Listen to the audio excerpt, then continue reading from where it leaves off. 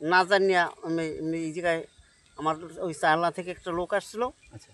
এই লোকটাই বলছে যে এই জমিটায় এই তরমুজ চাষ হবে, কিন্তু দেওয়ার পরে পরবর্তীতে দেখা যায় যে এই মাটিতে এই জমির তরমুজ চাষের ক্রিয়াত না।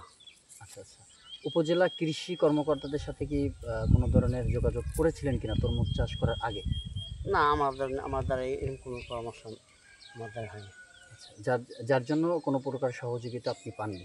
না, আমি এরকম কোনো ধরনের সহযোগিতা পাইনি। তরমুজ চিনে?